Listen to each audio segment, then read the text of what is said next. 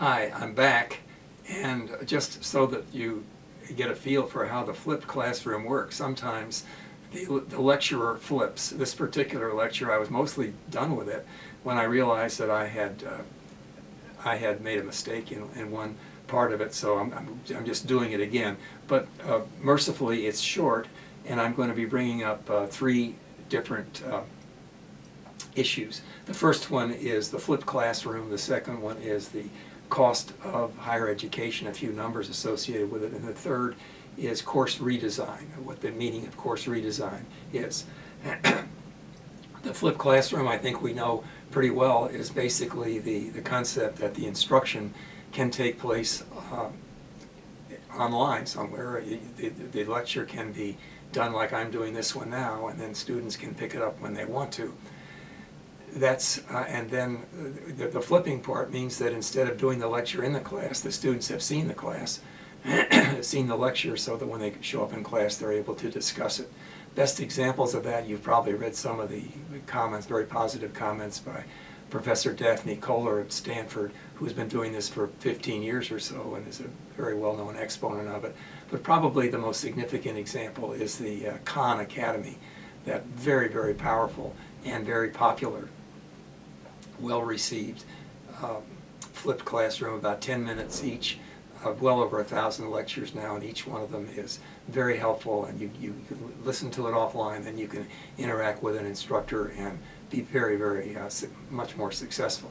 For example, I had long ago forgotten how to derive the quadratic the formula for x. Y, remember that f of x is ax squared plus bx plus c, and you have to figure out the values of x in that equation, and it comes out y equals minus x equals minus b plus or minus the square root of b squared minus 4ac over 2a. But how do you get there?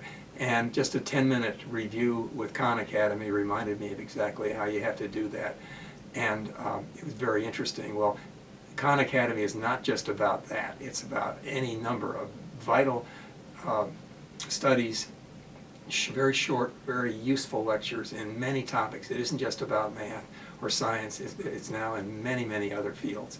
So that's probably the best example of the flipped classroom, something we're doing in this class too, I hope.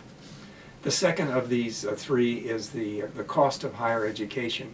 And I'm just going to give you 5 or 6 statistics very quickly, but the purpose of even giving you these is to let you realize that there is a substantial amount of opportunity to aim technology at reducing, or at least reducing the increase, the percentage increase in these costs.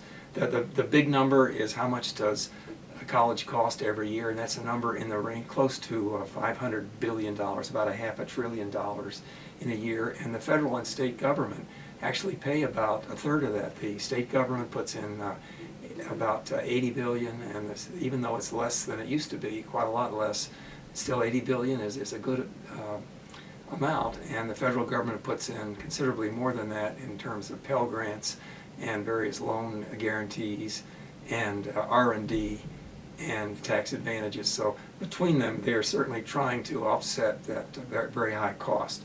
The next number is probably the one you've heard more than any other, and that is what's the rate of increase in tuition. And that number is roughly, tuition over the last couple of decades has risen at roughly twice the rate of inflation. So inflation last year was about 2%, and tuition went up around 4%. Lately it's been far more, the increase has been higher in public schools than in private schools. And that's a number, I think, to remember. The College Board is the one that provides those numbers, and they're interesting, and they're also, I think, indicative.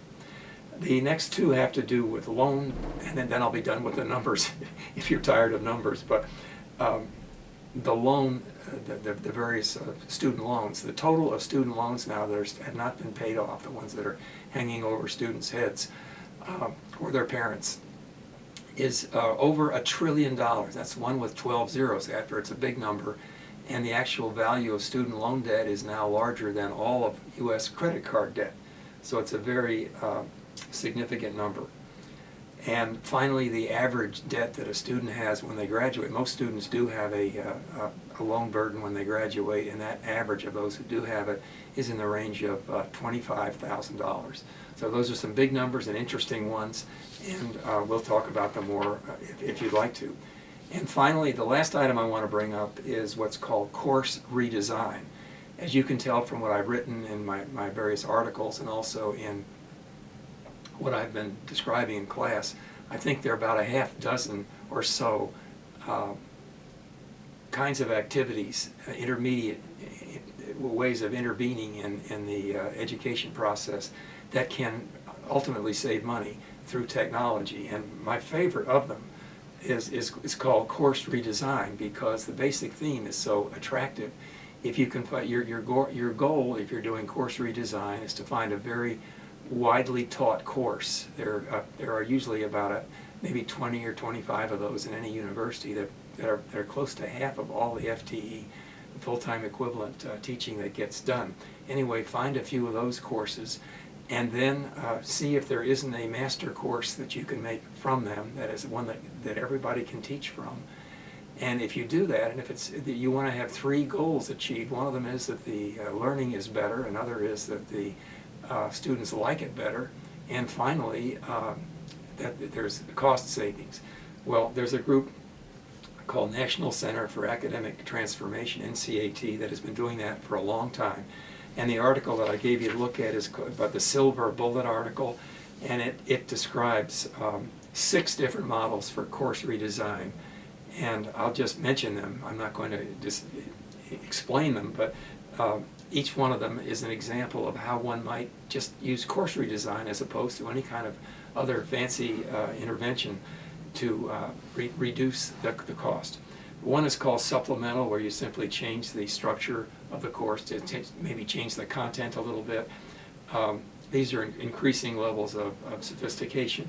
The next one is called replacement, blending face-to-face with online activities. That's probably the most typical kind of course redesign. And another one is called moving all classes to a lab setting. Well, that's the one this article is about, the Emporium. I hope you'll take your time to read about that. There's one it's at Virginia Tech, very, very popular. There are several thousand students taking courses at the Emporium as we speak right now. And it's turned out to be a very useful way of getting a lot of information to students with not too many classroom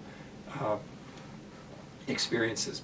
They get plenty of other classroom experiences, but for these courses, they're almost entirely online. As you read about it, I think you'll find it's a very interesting concept, now also being replicated at University of Alabama and other places.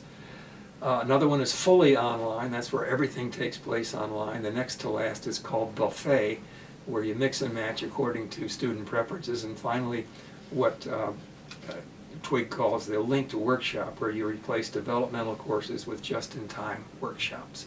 So I've talked about 3 very different things, but they all fit into our theme: the flipped classroom, the cost of higher education, and some of the examples of course redesign.